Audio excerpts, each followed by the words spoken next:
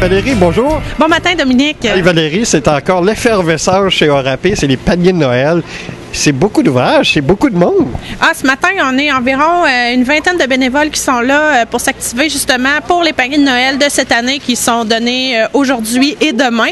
Donc oui, c'est beaucoup de travail, beaucoup de temps passé là-dedans, mais ça fait tellement plaisir à faire. Donc c'est juste normal pour Orap puis pour l'œuvre du partage. Oui, cette collaboration-là, ça fait quand même plusieurs années que ça dure, mais commencer à ramasser des denrées, là, ça prend combien de temps là, à partir du moment où vous décidez, OK, on commence à les ramasser et jusqu'au moment où aujourd'hui on fait les paniers? Bien, je vous dirais que la routine des paniers de Noël, ça commence au mois de septembre parce qu'on a déjà une première rencontre pour savoir comment on s'organise pour la logistique puis tout ça parce que il y a des denrées périssables comme par exemple des pâtés, des saucisses, bon, etc. Toutes sortes de trucs qui sont mis à l'intérieur, mais ça, on peut pas commander ça à la dernière minute. Donc, on commence déjà en septembre à préparer nos choses. Mais sinon, les denrées, on commence habituellement, là, je vous dirais, à la mi-novembre jusqu'à cette semaine où, c'est ça, on parcourt les différents marchés, soit le IGA, le Maxi, il y a toutes les écoles pratiquement de la MRC de l'érable qui contribuent, le Tim Hortons. Ensuite de ça, je ne veux pas en oublier, il y a les compagnies aussi, comme par exemple Machinex, PP Metal, Maurice Brassard et Fils, qui pendant qu'ils font leur party de shop, leur fête de Noël d'entreprise, pour venir à la fête, il faut apporter une denrée. Donc, nous, c'est un super rapport pour les paniers de Noël. Donc, tout le monde met un peu la main à la pâte. Puis ensuite, ben c'est sûr qu'il y a toujours une petite partie bilan à faire en janvier. Donc, je vous dirais, là, septembre, octobre, novembre, décembre, janvier, 5 mois à peu près de préparation et de finalisation. Après ça, c'est l'heure du repos. Oui, bien mérité. On est 2 semaines arrêtées, là, donc ça va faire du bien à toute l'équipe. Mais c'est important aussi que les familles à faible revenu ont besoin toute l'année, mais plus particulièrement dans la période des fêtes, qui est une période plus difficile, même pour nous qui sommes souvent en moyen. Donc, je vous dirais que c'est bien. Ça rejoint combien de familles approximativement? Bien, je vous dirais qu'habituellement, on tourne autour de 200 à 250 familles pour le territoire de la MRC de l'érable, donc c'est vraiment important. Mais je vous dirais que là, on est pas mal dans les derniers, dans la dernière droite pour ça, mais c'est ça, à peu près 200-250 familles. Valérie, merci. On te laisse retourner à ta ruche. Effectivement. Merci beaucoup, Dominique. Bonne journée. Parfait, merci. Madame de Liberté, bonjour. Bonjour. Vous êtes la présidente de l'œuvre du partage. Aujourd'hui, c'est une journée très spéciale. Ce sont les paniers, les préparations des paniers de Noël. Oui, effectivement. Comme à chaque année, sur 2 journées, on prépare en avant-midi et on distribue en après-midi nos paniers de Noël. On en fait combien cette année? Parce que là, on a eu des bonnes nouvelles pour le Marathon de l'Espoir. Ça a été un beau succès. Avec ça, on fait combien de paniers cette année? Faut pas oublier, par exemple, que l'argent qu'on ramasse au Marathon de l'Espoir sert aux paniers de Noël, mais sert aussi durant toute l'année. On redistribue les lundis soirs pour des familles qui en ont besoin, des certificats d'alimentation. Mais cette année, pour les paniers, on va avoir à peu près 225. Un petit peu comme peut-être quelques-uns de plus que l'année passée, mais sensiblement la même chose. Et pour 225 paniers, ça va coûter l'œuvre du partage 9 000 quelque chose. Parce on donne aussi des bons d'alimentation avec les paniers de Noël, en plus des denrées. Et ça toujours durant toute l'année? Les bons d'alimentation, oui, c'est durant toute l'année. Oui. Et aujourd'hui, il y a combien de personnes qui s'occupent de faire les paniers? À peu près approximatif, on voit qu'il y a au moins un minimum, au moins une vingtaine de personnes. À peu près une vingtaine. Et demain, après-midi, il va y avoir une autre équipe. Parce que souvent, dans l'après-midi, c'est plus des bras qu'on a besoin pour distribuer.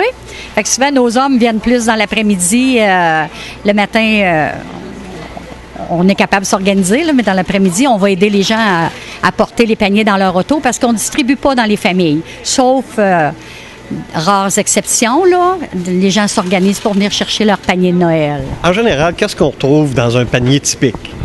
Il va y avoir des conserves, c'est sûr. On a des denrées non périssables qu'on ramasse dans les épiceries, les écoles, les pharmacies, des groupes aussi qui ramassent, des entreprises aussi qui viennent porter des choses.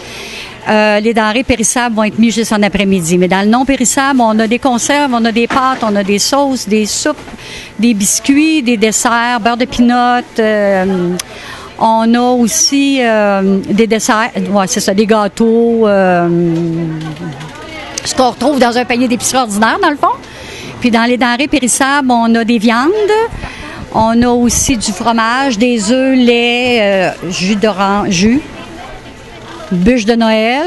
Petite gâterie. Des petites gâteries aussi. Oui, c'est le temps des fêtes pour tout le monde. Hein. C'est des choses que les gens ne se payent pas des fois, là. C'est à peu près ça. Donc, 2 jours d'activité et ça va faire des heureux de partout. Et on rappelle aussi que vous couvrez la MRC de l'érable, donc les 11 municipalités. Exactement, sauf Princeville. Parce Princeville, eux autres, ont déjà leur propre structure. Donc, on couvre tous les villages, les municipalités, plus Plessisville, ville et paroisse. Parfait. Alors, on rappelle les coordonnées de l'œuvre du partage si quelqu'un aurait besoin. Alors, vous appelez au 819-362-0845. Il y a quelqu'un qui va vous répondre ou laisser le message sur la boîte vocale.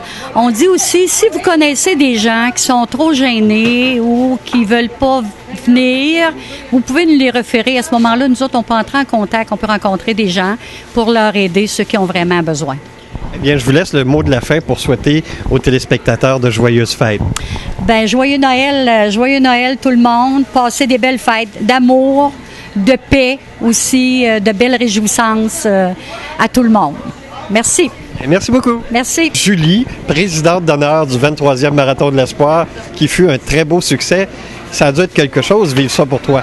Oui, très. On pensait pas que les gens... on savait que les gens étaient généreux, mais à ce point-là, là, pour notre communauté, puis on sait que ça va à notre communauté. On le voit derrière moi, là, ce matin, il y a de la bouffe, puis c'est le fun, parce qu'on sait que ça va aller à notre gang. Ils vont venir cet après-midi et demain en ramasser. C'est le fun, franchement, là. Et là, Julie, tantôt, tu as mis la main à la pâte, tu as pu voir tous les condiments, toutes les choses qu'on met dans un panier. C'est assez impressionnant, hein? Ah oui, c'est assez impressionnant. Je voyais tantôt en m'en venant, il y avait les œufs qui mettaient, les pâtés à la viande, il y a des pâtés à la viande qui ont été faits. Il y a du jambon. Non, franchement, félicitations aux gens qui ont donné, parce qu'on sait qu'il y a des gens, il y a des entreprises, puis les pharmacies, comme on disait, les magasins. Non, il va y avoir plein de choses pour les gens, puis c'est pour aider à passer un beau Noël. Et même le montant ramassé au marathon, moi, à chaque année, je suis ébahi de voir à quel point on ramasse des sous ici dans l'érable. Les gens sont généreux. Puis, parce qu'il n'y a pas rien que ces causes-là, il y en a plein d'autres causes pendant l'année. Et de ramasser des fonds comme ça, tu as dû être toi aussi un peu surpris. Oui, parce que Mme Laliberté, hier, quand elle m'a appelé, on s'est parlé. Elle a dit, je pense que c'est la 3e fois que le montant de l'objectif a été dépassé. Puis on dit, on est content que ça soit nous qui soit là, mais on sait qu'en arrière, on l'a vu toute la journée de samedi, il y a des gens qui se promènent en arrière, il y a plusieurs comités, puis on le voit pourquoi, parce qu'il y a des fourmis qui se promènent en arrière, je l'ai répété souvent, mais c'est vrai, c'est beau à voir aller, il y a beaucoup de gens bénévoles qui aident, puis ça aussi, c'est de donner son temps, je pense que c'est une bonne affaire pour les gens dans le coin. Ça a dû être quelque chose pour ton père et ton frère aussi, ils ont dû trouver ça impressionnant. Oui, papa aussi, peut-être plus, parce que papa a quand même 65 ans, il a connu les années plus difficile. Donc, il sait ce que c'est, gratter ses cernes un peu plus. Mais de voir tout ce qu'on a ramassé, puis le résultat en partie aujourd'hui, c'est vraiment encourageant pour l'avenir. Julie, c'est le fun que tu nous aies pris le temps de dire quelques mots. Et je te laisse avec les téléspectateurs pour faire le vœu des fêtes. Et bonjour, moi je vais vous souhaiter de passer du temps en famille. Les familles, c'est ce qu'on a de plus précieux, je pense. Donc, de la paix, de l'amour, puis une belle année 2014 pour tous les gens de la région. Merci beaucoup.